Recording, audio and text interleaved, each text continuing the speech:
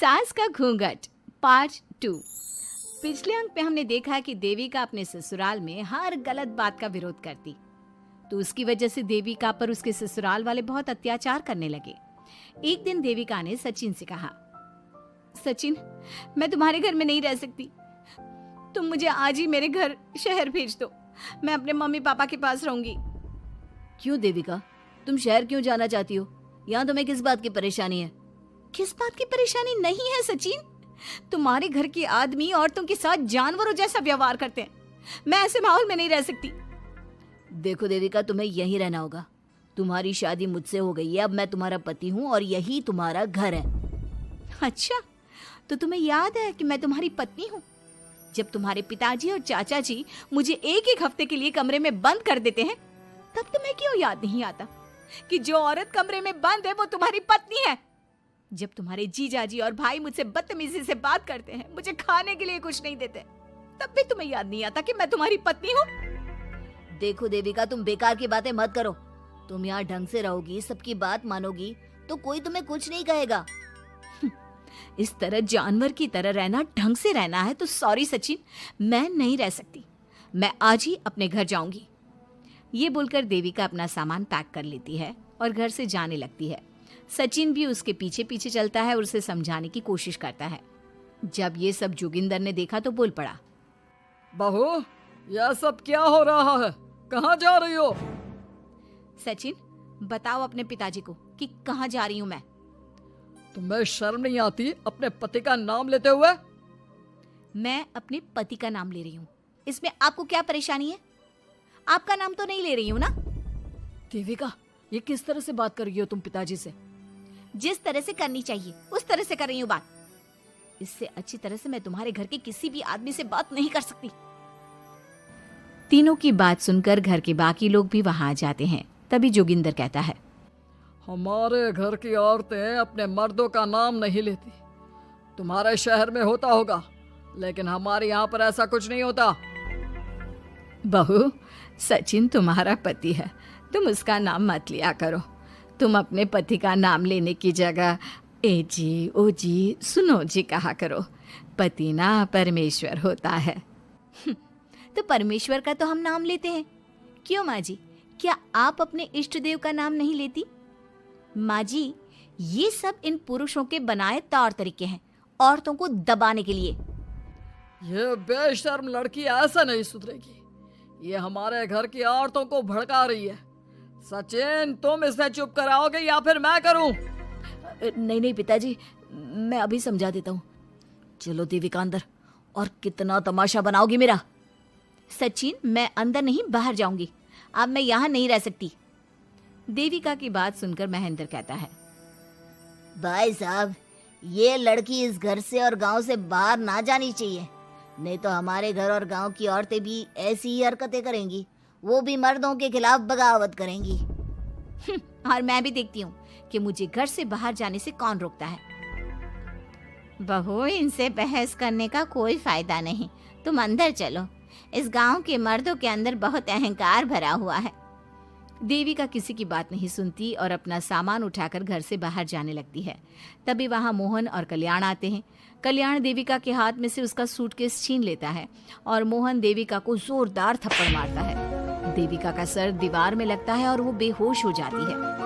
देविका, देविका तुम ठीक तो हो? भैया, आपकी हिम्मत कैसे हुई मेरी पत्नी पर हाथ उठाने की? सचिन, तुम जल्दी से देविका भाभी को अंदर कमरे में ले जाओ, मैं अभी वैद्य जी को लेकर आती हूँ। वीना जल्दी से वैद्य जी को लेकर आती है। वैद्य जी थोड़ी देर तक देविका की जांच करते हैं और कहते हैं, मुबारक हो आप सबको, आपकी बहू माँ बनने वाली है। अभी तो मैं आपको दवाई दे देता हूँ, लेकिन आगे इनके इलाज के लिए आपको दाई अम्मा को बुलाना होगा। ये बात सुनकर घर के सभी लोग खुश होते हैं।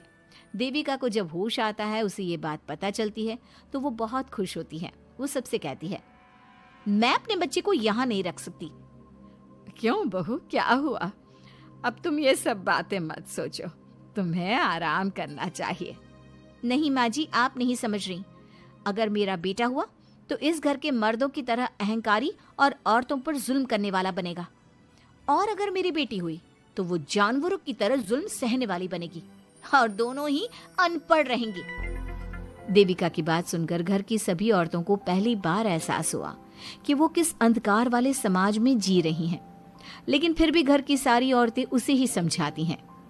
बहू देखो, तुम्हारी बात सही है, लेकिन तुम इस हालत में सफर नहीं कर सकती। हाँ बहू, तुम यहीं रहो, अपना और अपने बच्चे का ख्याल रखो।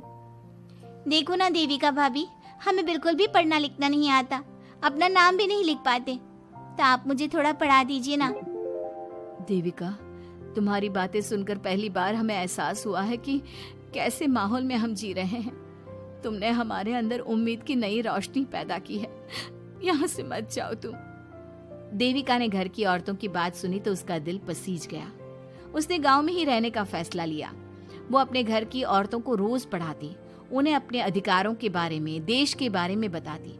इसी तरह कई दिन बीत गए और एक दिन सुजाता ने सचिन से कहा, सचिन, देविका की तबीयत ठीक नहीं, तुम जल्दी जाकर दाई अम्मा को बुला लाओ ना। भाभी, दाई अम्मा क्या कर लेंगी? आप किसी डॉक्टर को बुला लो, मेरी तबीयत ठीक नहीं है। देविका, गांव के लोग डॉक्टर पर भरोसा नहीं करते। दाई अम्मा बरसों से ये काम कर रही है, वो तुम्हें ठीक कर देगी। सचिन, तुम्हारे घर वाले अनपढ़ हैं, तुम तो पढ़े लिखे हो ना, देख नहीं रहे मेरी हालत क्या हो रही है। तभी तो बोल रहा हूँ, समय बर्बाद मत करो, मैं अभी आता हूँ। सचिन दाई अम्मा को बुलाकर ले आता है। दाई अम्मा घरेलू नुस्खों से देविका का इलाज तो कर देती है। कुछ समय के लिए उसकी हालत भी स्थिर हो जाती है, लेकिन वो पूरी तरह से ठीक नहीं होती। फिर देविका सचिन से कहती है, सचिन, मुझे समझ में नहीं आ रहा, तुम मुझे डॉक्टर के पास क्यों नहीं ले जा रहे? मैं माँ बनने वाली हूँ और मुझे ये भी नहीं पता कि मेरा हेमोग्लोबिन कितना है। दाई अम्मा कर रही है ना तुम्हारा इलाज। लेकिन दाई अम्मा को कुछ समझ में ही नहीं आ रहा कि मेरे साथ क्या हो रहा है। अगर देखो तुम मुझे नहीं लेकर गए ना, तो मैं खुद ही चली जाऊंगी। अगले दिन देविका की तबीयत दोबारा बिगड़ जाती है और दाई अम्मा के किसी भी नुस्खे से वो ठीक नहीं हो रही थी। देविका ने सारी हिम्मत जुटाई और वो अकेले ही डॉक्टर के पास जाने लगी। उसे देखकर मोहन कहता है, बहू, इस हालत में कहाँ जा रही हो? आप लोगों के भरोसे रही ना तो आप लोग मुझे मार ही डालोगे। डॉक्टर के पास जा रही हूँ मैं। बहू, तेरा दिमाग तो ठिकाने पर है। हमारे घर की औरतें मर्दों से इलाज नहीं कराती। हे भगवान, इन जाहिल लोगों को मैं कैसे समझाऊं? डॉक्टर औरतें भी होती हैं। बहू, तो हमें पागल मत बना, हमने तो कभी कोई महिला डॉक्टर नहीं देखी। तू झूठ बोलकर निकलना चाहती है ना? इस गांव की सरहद से आप लोग कभी बाहर नहीं गए ना, इसलिए आप लोगों को नहीं पता कि महिलाएं डॉक्टर के अलावा क्या क्या है। ए लड़की, तुझसे तमीज से बात कर रहे हैं तो तू ज्यादा हवा में मत उड़। बोला ना एक बार, चल अंदर जा। चाचा जी, मैं अंदर नहीं जाऊंगी, डॉक्टर के पास जाऊंगी। मेरा इलाज सिर्फ डॉक्टर ही कर सकता है। ये बोलकर देविका घर से निकल रही थी कि तभी जोगिंदर ने उसे कमरे में ले जाकर बेड पर जोर से धक्का दे दिया, जिसकी वजह से देविका के पेट में चोट लग गई और वो दर्द की वजह से जोर जोर से चिल्लाने लगी। ये देखकर घर की सारी औरतें देविका को संभालने लगी। देविका, हिम्मत रखो, सब ठीक हो जाएगा। देविका भाभी, आप ठीक हो ना? माँ, कुछ करिए ना, भाभी की तबीयत बहुत खराब हो रही है। लेकिन मैं क्या कर सकती हूँ? भाभी, कुछ तो करो, कहीं बहू को कुछ हो ना जाए। उधर जोगिंदर मेन गेट पर बड़ा सा ताला लगा देता है और कहता है, आज के बाद इस घर से कोई भी औरत बाहर नहीं निकलेगी। देविका का बच्चा भी इसी घर में होगा, ये जिंदा रहे या मर जाए। जोगिंदर की बात सुनकर सभी औरतें बाहर आती हैं। जब विमला को इस बात का एहसास हो जाता है कि जोगिंदर देविका को डॉक्टर के पास किसी कीमत पर नहीं जाने देगा, तब विमला पहली बार अपना घूंघट उठाकर तेज आवाज में कहती है, मैं भी देखती हूँ देविका को डॉक्टर के पास जाने से कौन रोकता है। आज देविका डॉक्टर के पास जाकर रहेगी। देविका की सास का घूंघट आखिरकार उतर ही गया। घर के आदमियों ने पहली बार विमला का ये रूप देखा था और उसकी तेज आवाज पहली बार सुनी थी। क्या विमला अपनी बहू की जान बचा पाएगी या जोगिंदर अपनी पत्नी की आवाज भी दबा देगा? ये जानने के लिए हमारे अगले एपिसोड का इंतजार कीजिए और हमें कमेंट में ये भी बताइए कि घर की औरतों को आगे क्या कदम उठाना चाहिए।